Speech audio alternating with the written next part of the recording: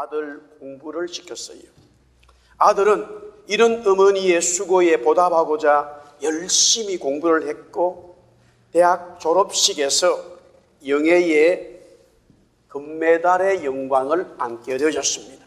그 금메달은 수석하는 자에게 학교에서 주는 메달입니다. 그러나 어머니에게는 고민이 생겼어요. 졸업식장에 가기가 두려웠습니다. 초라하고 누추한 자신의 모습이 수석 졸업을 하는 아들의 영예에 오점이라도 되면 어쩌나 하는 걱정에서입니다. 그러나 아들은 간곡히 권유하여 어머니를 졸업식장에 모시고 갔습니다. 아들은 졸업 연설을 전체 졸업생들을 대표해서 연설하면서 하나님 앞에 먼저 영광을 돌리고 또 선생님들 그리고 마지막으로 자신의 어머니에게 돌렸습니다. 우리와 같은 박수 속에서 총장으로부터 금메달을 받았습니다. 그는 금메달을 자신의 목에 걸지 않고 두 손으로 받쳐들고는 청중들 틈으로 걸어가 초라한 옷을 입고 있는 어머니 앞에서 어머니 고맙습니다. 어머니의 은혜로 이 아들이 이렇게 졸업을 하게 되었고 금메달을 받았습니다. 그래서 어머니에게 그려드리고자 합니다. 그때 어머니는 우셨고 아들도 울었습니다. 그리고 참석한 하객들은 이 모습을 보고 여기저기서 훌쩍거리면서 눈물을 닦아내기 시작했습니다. 참으로 감동적인 졸업식장의 모습이었습니다. 그 후 그는 대학의 총장이 되었고 또한 미국의 28대 대통령으로 선출이 되었으며 노벨 평화상도 받았습니다. 그가 바로 민족 자결주의를 외치고 제창한 미국의 윌슨 대통령입니다. 민족 자결주의는 The Principle of Self-Determination of Peoples라는 영어의 명입니다. 공경하다라는 말은 영어로 honor라는 말입니다. 경외, 명예, 영광으로 번역됩니다. 그러므로 자녀가 부모를 공경한다라는 것은 부모를 경외하고 존경하고 명예스럽게 여기고 영광으로 받아들이고 또 부모님에게 영광을 돌려야 한다는 의미가 있습니다. 우리나라에는 이런 인터넷 글이 있더라고요. 윌슨 대통령과 비슷하게 홀어머니가 그래 고생해서 아들을 대학에 보냈는데 어느 날 어머니가 아들 하숙집을 찾아갔습니다. 서울에 오래간만에 와보니 차도 많고 집도 많아서 도무지 찾지를 못해가지고 이제 아들이 있는 대학에 가게 됩니다. 정문에서 아들 나오기까지 기다리는데 아들이 마침 대학 가더니만 예쁜 아가씨를 사귄 모양이에요. 둘이 나오는데 엄마가 아들아 하고 이름을 부르는데 아들이 갑작스럽게 옆에 걸프렌드가 누구냐고 물으니까 우리 집의 종이다 라고 그랬어요. 아주 싸가지가 없는 놈이죠. 이런 이야기가 있더라고요. 지금은 그런 아들이 없겠지요.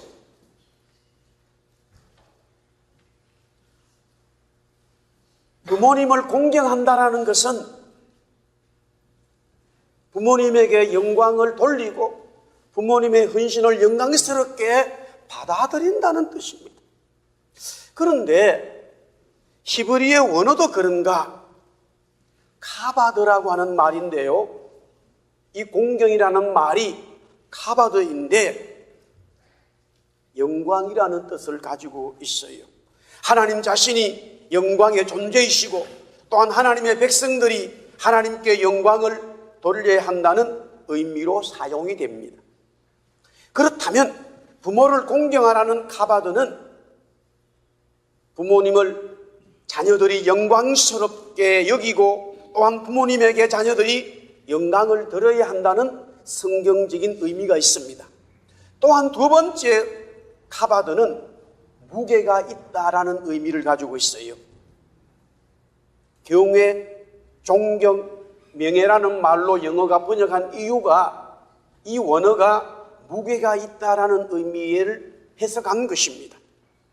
하나님을 경외하고 하나님을 존경하고 하나님의 명예를 높이고 하나님의 이름을 더럽히지 아니하는 하나님의 백성들이 카바드 한다는 것은 그런 하나님의 백성의 존재에 무게감이 있는 것입니다. 마찬가지로 자녀들도 부모님을 무겁게 대하고 무겁게 받아들여야 합니다. 여기서 무겁다는 말은 부모님을 존경하고 부모님을 경외하고 부모님을 영광스럽게 여기고 또 부모님에게 자녀들이 영광을 드려야 하는 삶에 함축된 내용들입니다.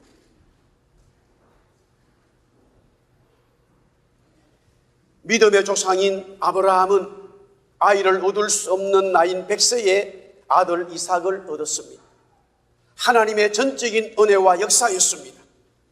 그러니 아들을 사랑하지 않을 수 없지요. 창세기 22장 2절에 보니까 여호와께서 이르시되 네 아들 네 사랑하는 독자 이삭을 데리고 모리아 땅으로 가서 내가 네게 일려준 한 산 거기서 그를 번제로 드려라. 이 말씀에서 네 사랑하는 독자라는 표현이 있습니다. 하나님도 아브라함이 아들 이삭을 얼마나 사랑하고 있는지를 알고 계셨다라는 겁니다. 그럴 수밖에 없지요. 그런데 아브라함만 아들을 사랑했겠습니까? 당연히 이삭의 어머니 사라는 더 아들을 사랑했을 것입니다. 모든 부모님들은 자녀들을 사랑합니다. 사랑하는 것이 원칙입니다. 어떤 말로나 행위로도 그 사랑을 다 표현할 수 없습니다. 부모님의 사랑이 너무나 크기 때문입니다. 그러므로 자녀들은 부모님을 공경해야만 합니다. 부모님의 말씀에 순종해야만 하는 것이죠. 에베소 6장 1절에 보니까 우리 한번 따라하겠습니다. 자녀들아, 주 안에서 너희 부모에게 순종하라. 이것이 옳으니라. 아멘. 지난번 우리가 집회를 하면서 남 목사님이 말씀 중에 자기는 10분의 4를 드리고 10분의 6으로 살아간다, 그렇게 이야기를 했습니다. 저보다 한 수가 조금 높더라고요. 저는 10분의 3을 드리고 10분의 7로 지금까지 살아왔는데 10분의 4를 드린다는 거예요. 제가 그렇게 실천하고 한국에서부터 청년들에 가르칠 때 10분의 1은 하나님 앞에, 10분의 1은 부모님에게. 그때 청년들은 결혼을 하지 않았습니다. 그런데 결혼하는 청년들이 생겨요. 그래서 제가 그랬어요. 그 10분의 1은 그러면 0.5로 나눠가지고 반반씩 신부모님에게 반, 그 다음에 처가에 반을 드려라. 그 다음에 나머지 10분의 1은 다른 사람에게 써라. 성교로 내든지 어떻든지 그렇게 하라. 그래서 철저하게 가르쳤어요. 저도 그렇게 살아왔습니다. 그런데 남 목사님은 10분의 4, 10분의 1은 하나님께, 10분의 1은 자기 부모님에게, 10분의 1은 장인 장모에게, 10분의 1은 다른 사람에게. 조금 저보다 한 수가 높은 것 같아요. 그러나 저는 이제 저희 부모님에게 줄 돈이 있어도 줄 수가 없어요. 이 세상에 안 계시기 때문에.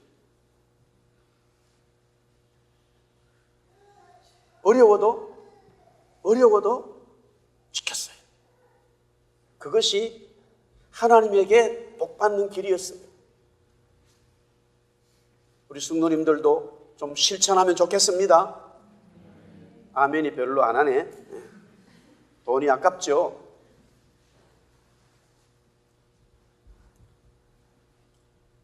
자녀가 부모님을 공경하는 것이 무엇일까요? 어떻게 하는 것이 자녀들이 부모님을 공경하는 것일까요? 아들 이삭의 모습에서 알 수 있습니다. 왜냐하면 아들 이삭은 아버지 아브라함을 공경했습니다. 아버지의 사랑을 너무나 받은 아들 이삭은 아버지 아브라함을 존경하고 그의 말에 순종했습니다. 자, 먼저 첫 번째, 어떻게 아들 이삭이 아버지 아브라함을 공격했을까? 창세기 22장 3절에서 4절 말씀 우리 같이 한번 또 보겠습니다. 시작.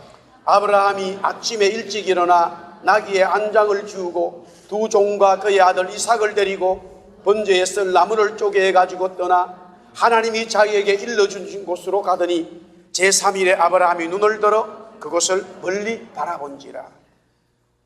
아들 이삭이 아버지 아브라함을 어떻게 공격했느냐? 함께 했다라는 거예요. 자녀는 부모와 함께 하는 것이, 좋은 일이든 나쁜 일이든 자녀들도 책임을 가지고 함께 하는 거예요. 그것이 바로 부모님을 공경하는 것입니다. 같은 맥락에서 룻기 1장 16절에서 17절에 보면은요, 룻이 이르되 내게 어머니를 떠나며 어머니를 따르지 말고 돌아가라 강건하지 마옵소서. 어머니께서 가시는 곳에 나도 가고 어머니께서 머무시는 곳에서 나도 머물겠나이다. 어머니의 백성이 나의 백성이 되고 어머니의 하나님이 나의 하나님이 되시리니 어머니께서 죽으시는 곳에서 나도 죽어 거기 묻힐 것이라. 만일 내가 죽는 일 외에 어머니를 떠나면 여호와께서 내게 벌을 내리시고 더 내리시기를 원하나이다 하는지라. 룻은 시어머니 나오미와 함께 했다라는 말입니다. 어떤 어려움이 있어도 제가 시어머니와 함께 하겠습니다. 이삭은 아버지 아브라함과 함께 했다라는 거예요.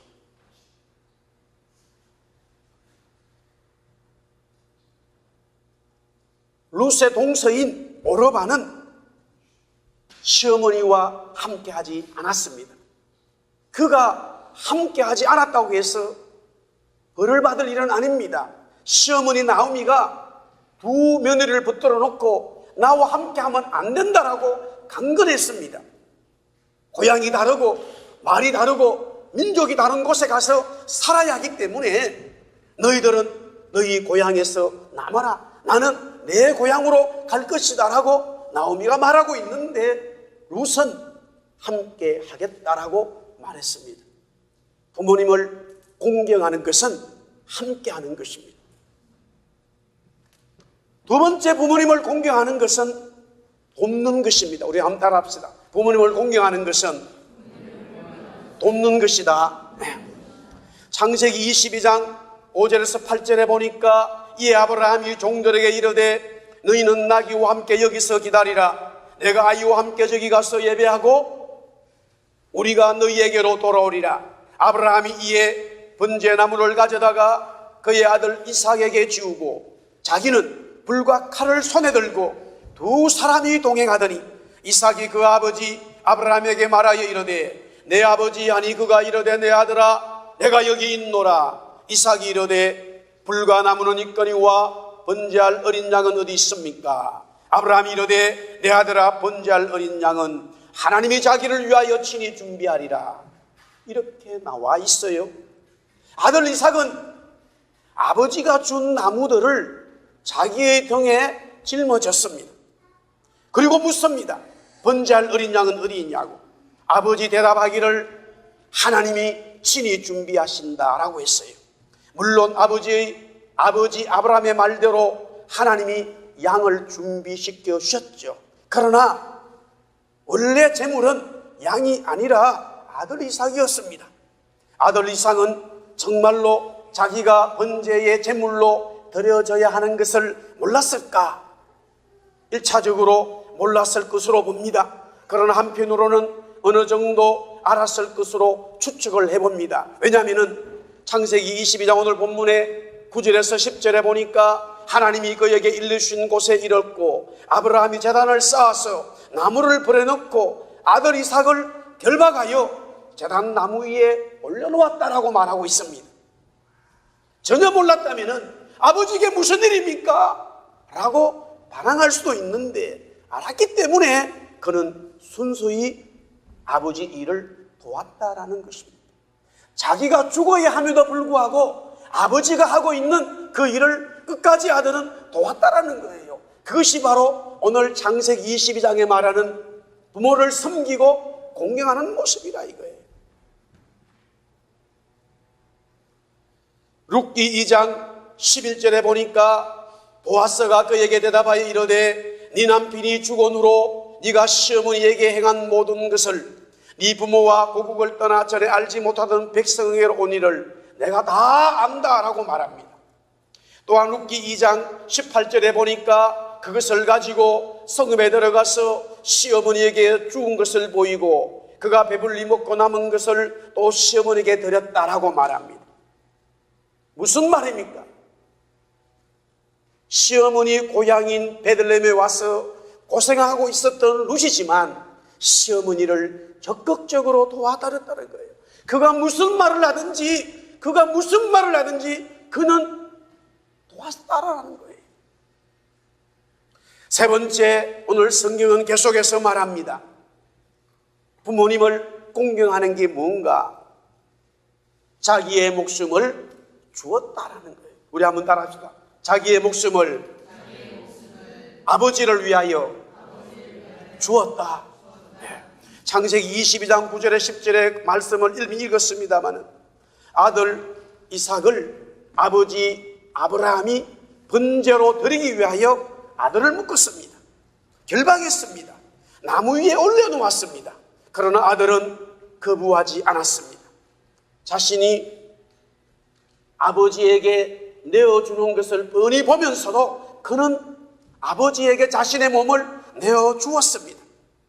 얼마든지 힘으로 거부할 수 있고 도망칠 수 있고 아니면 오히려 아버지를 제압할 수 있습니다. 그 무거운 나무들을 지고 올라간 아들입니다. 그러나 그는 아버지 아브라함이 하는 대로 자신의 몸을 내어주었습니다. 아들 이삭이 아버지에게 자신의 목숨을 내어놓는 것은 최고로 아버지를 공경하는 행위요 모습입니다. 더 이상의 공경이 필요하지 않게 되어졌습니다. 왜? 아들 이삭은 번제의 제물이 되기 때문에 더 이상 아버지를 공경 못하지만은 아버지가 원하는 것이기 때문에 자신의 몸을 그냥 아버지가 하는 대로 내버려 두었습니다. 자기 몸을 맡겼다 이 말이에요. 룻기 3장 3절에서 5절에 보니까 그런즉 너는 목욕하고 기름을 바르고 의복을 입고 타작마당에 내려가서 그 사람이 먹고 마시기를 다 하기까지는 그에게 보이지 말고 그가 누울 때에 너는 그가 눕는 곳을 알았다가 들어가서 그의 발치 이불을 들고 거기 누워라. 그가 네 할 일을 네게 알게 하리라 하니 룻이 시어머니에게 이르되 어머니의 말씀대로 내가 다 행하리다. 아멘. 시어머니 나오미는 며느리 룻에게 보아스를 위하여 너의 몸을 다 드리라고 명령했습니다. 말했습니다. 참으로 난감한 일이지요. 룻이 시어머니를 공경함에 있어서 최고의 시험을 지금 상황을 룻은 만났습니다. 그러나 룻은 시어머니 말씀에 순종했습니다. 자신의 몸을 보아스에게 내어놓았다라는 말. 어떻게 자녀들이 부모님을 공경할 것인가? 오늘 창세기 22장에서는 제가 성경을 보면서 세 가지로 말씀을 드릴 수 있습니다. 첫 번째는 아버지와 함께 했다라는 거예요. 아버지와 함께 했다. 두 번째는 아버지의 일을 도왔다. 세 번째는 아버지가 원하는 대로 자신의 몸을 내어주었다. 가만히 이 성경을 보다 보니까 신약성경 전체를 보면서 예수님이 이 땅에 오셔서 아버지 하나님에게 어떻게 하셨는가? 아들 예수가 아버지 하나님에게 어떻게 아버지 하나님을 공경하고 섬겼는가? 똑같은 모습이 나오더라고요. 아들 예수님은 아버지 하나님에 대해서 아버지 하나님이 하는 모든 일에 함께 했습니다. 내가 하는 일이 아버지가 하는 일이고 아버지가 하는 일이 내가 하는 일이라 라고 주님 말씀하셨습니다. 그뿐만이 아니라 주님 말씀합니다. 아버지의 뜻대로 아버지가 원하는 모든 것을 다 도왔습니다. 자기가 하고 싶은 것이 있지만은 내 뜻이 아니라 아버지 하나님의 뜻대로 하겠습니다 하고 예수님은 기도하고 예수님은 삶을 아버지 하나님이 원하는 일을 도왔다라는 거예요. 할렐루야. 그리고 마지막으로 예수님은 자신의 몸을 아버지 하나님이 원하는 대로 십자가에 내어놓았습니다. 사람들이 조롱합니다. 십자가에서 내려보라 말이야. 네가 그렇게 아버지 하나님을 믿는 아들이라면, 예수라면, 구세주라면 천사들을 동원해서 이렇게 해보라. 그러나 주님은 자신의 십자가에 달려 죽는 것이 아버지가 원하는 것이기 때문에 자신의 몸을 그대로 내놓았다는 거예요. 그렇다면 우리들은 어떻게 해야 되나요? 마찬가지죠. 지난주에 후배 목사님하고 이렇게 보내는 시간 중에 저도 이제 50 중반이 넘었고 거기도 이제 50 중반이 됐어요. 이런 이야기를 하다가 저는 하다가 이런 말을 했습니다. 야, 옛날에 우리 어른들이 결혼을 할 때에 부모님의 말에 순종해서 저 사람하고 결혼해라, 너는 이 사람하고 결혼해라 라는 그런 말을 이제는 조금 알 것 같다라는 서로의 말을 하게 되었습니다. 왜냐하면 모릅니다.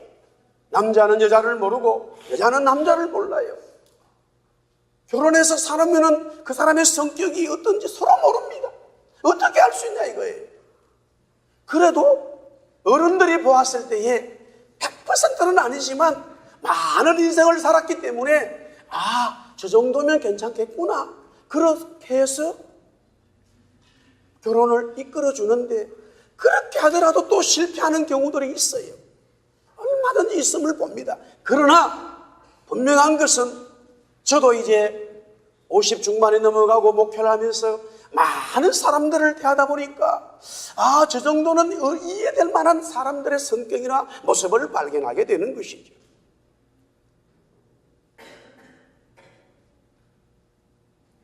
자녀들이 부모님을 섬기고 자녀들이 서로 간에 사랑하는 것도 마찬가지인데 전부 다 뭡니까?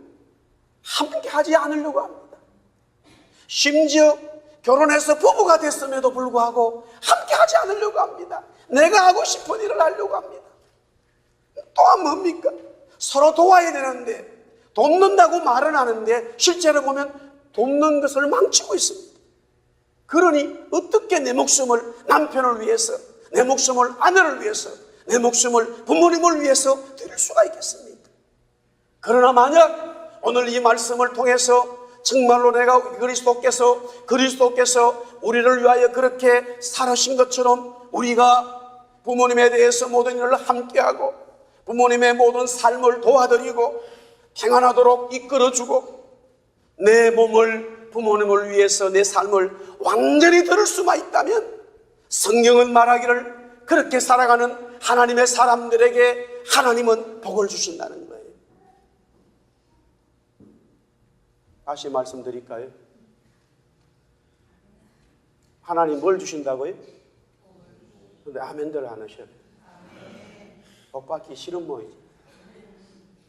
너무 마음에 찔리니까? 너무 감동이 되니까?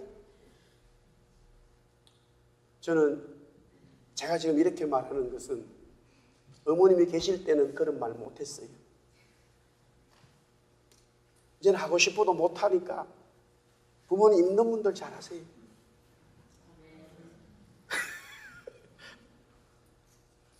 정말로 어버이날이 오면은 마음이 이렇게 너무 못했구나. 너무 부족했구나. 너무 이해를 못했구나. 내 생각만 했구나. 이런 마음이 많이 듭니다.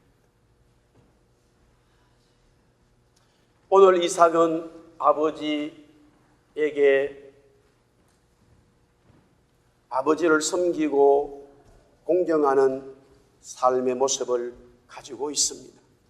당연히 성경대로 부모님을 공경하는 자에게는 하나님이 복을 주신다고 말씀했습니다. 에베소서 6장 2절 3절에 보니까 내 아버지와 어머니를 공경하라. 이것은 약속이 있는 첫 계명이니 이로써 네가 잘되고 땅에서 장수하리라.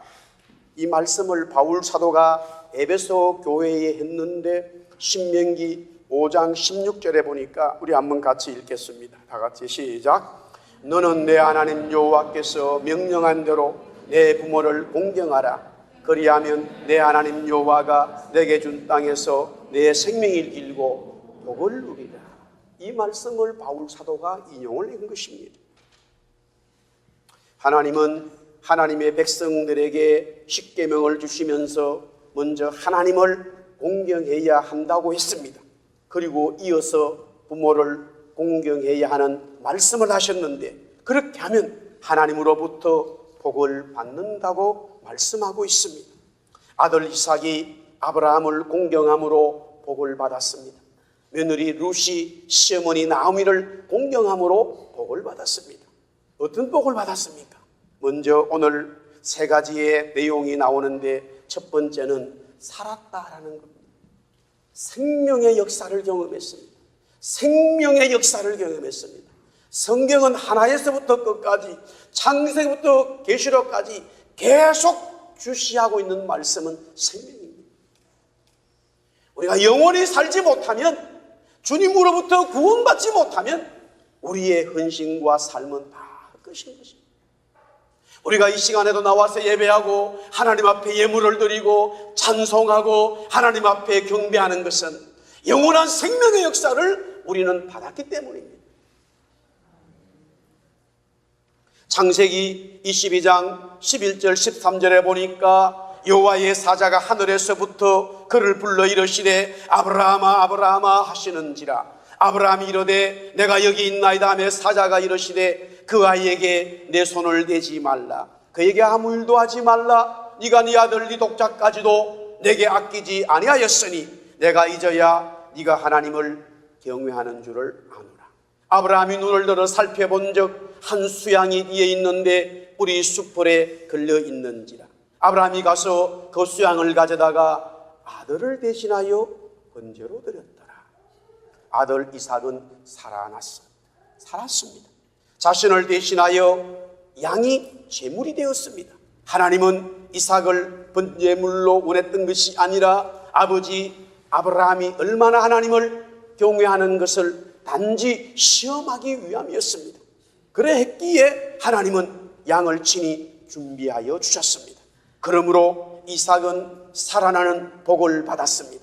룻기 2장 23절에 보니까 이에 룻이 보아스의 소녀들에게 가까이 있어서 보리추수와 밀추수를 마치기까지 이삭을 주우며 그의 시어머니와 함께 거주했다라고 말씀하고 있습니다. 룻이 살았습니다. 양식 걱정하지 않고 살 수 있는 복을 받았습니다. 두 번째, 부모를 공경함으로써 섬김으로 받는 복은 하나님의 은혜를 경험하는 것입니다.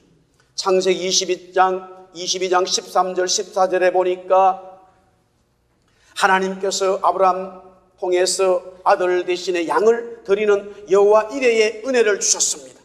이삭은 하나님이 살아계셔서 역사하고 은혜를 베푸시는 것을 그 현장에서 모리아 산에서 직접 목격을 했습니다. 만약 그렇지 않았다면 자신은 죽었을 것입니다. 너무나 큰 은혜를 이삭은 경험하는 복을 받았습니다. 즉 아버지를 공경함으로 하나님의 살아계심을 보았습니다. 예수 그리스도가 십자가에 죽으시고 3일 만에 부활하셔서 제자들에게 말합니다. 너희는 나의 증인들이라고 말했습니다. 내가 죽었고 내가 살아난 것을 너희들은 목격했다 이겁니다. 증인이라 이겁니다. 그렇기 때문에 온 세상에 복음을 전하라고 주님 말씀하셨는데 증인은 바로 하나님의 은혜의 경험을 맛본 자들만이 말할 수 있습니다. 우리가 신앙생활하면서 하나님의 말씀을 듣고 예배할 때에 정말로 하나님이 살아계셔서 나에게, 우리 가정에게, 우리 자녀들에게, 우리의 삶의 교회에 역사하는 것을 한 번도 보지 못했다면 그것은 하나님을 믿는 것이 아닙니다.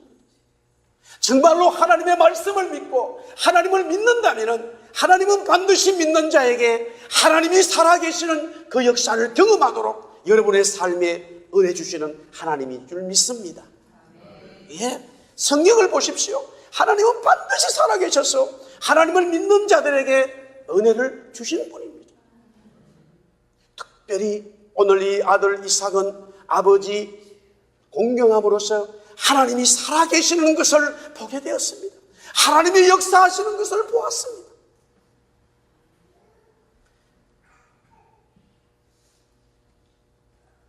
룻기 4장 12절에서부터 13절에 보니까 여호와께서 이 젊은 여자로 말미암아 네게 상속자를 주사 내 집이 다말이 유다에게 낳아준 베레스의 집과 같게 하시기를 원하노라 하니라.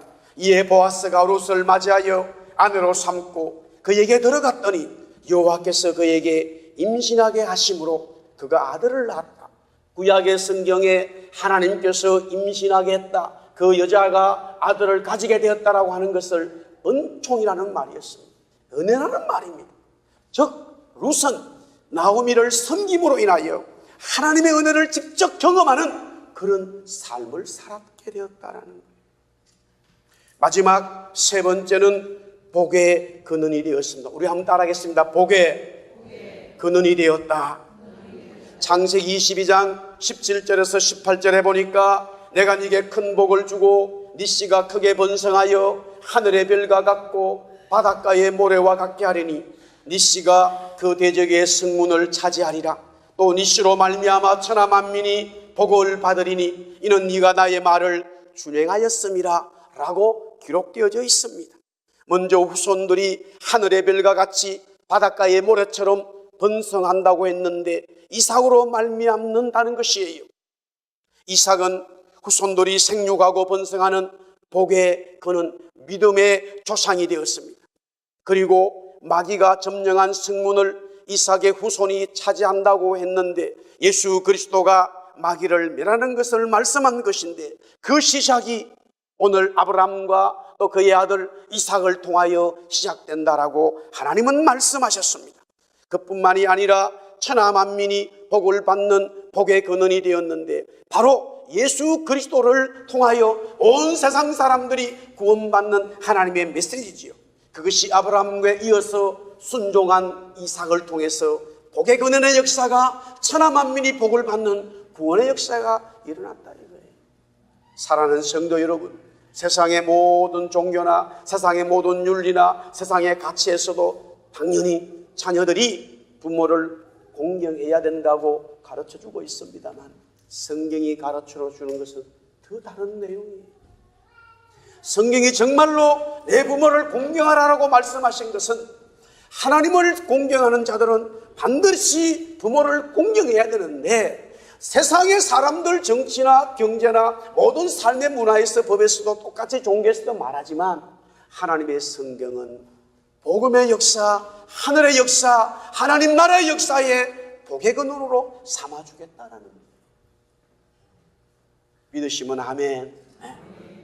이런 복이 부모님을 공경함으로써 하나님의 문이 열린다라는 거예요.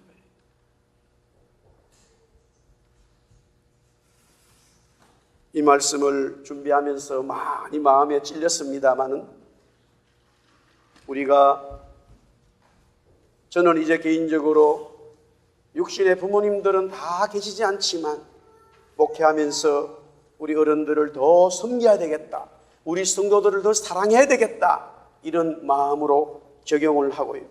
또 부모님이 계시는 분들은 말씀을 통해서 정말로 부모님을 잘 섬기는 하나님의 자녀 되기를 주의 이름으로 축복합니다. 마지막 룻기 4장 17절에 룻이 복을 받았지요. 그의 이웃 여인들이 그에게 이름을 지어주되 나오미에게 아들이 태어났다 하여 그의 이름을 오벳이라 하였는데 그는 다윗의 아버지인 이새의 아버지였더라. 룻이 낳은 아들 오벳은 이새를 낳았고 이새는 다윗을 낳았습니다. 그리고 그의 후손은 바로 예수 그리스도지요. 그러므로 룻은 복의 근원이 되었습니다.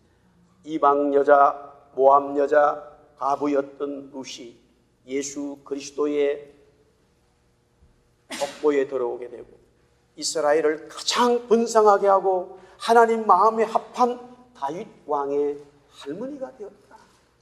복의 근원의 문의 역사가 이 룻에게 임했다라는 것이죠.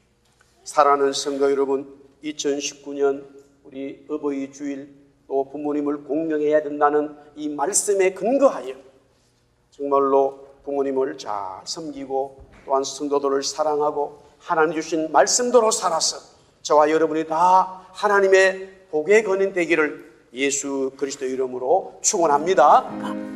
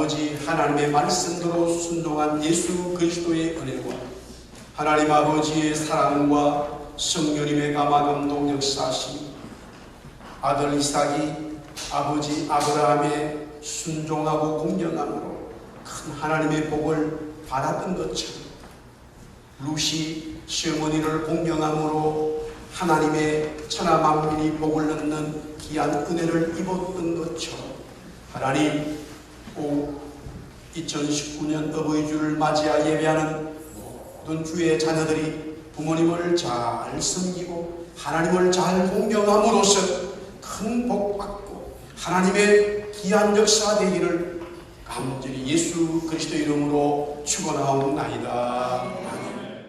아멘.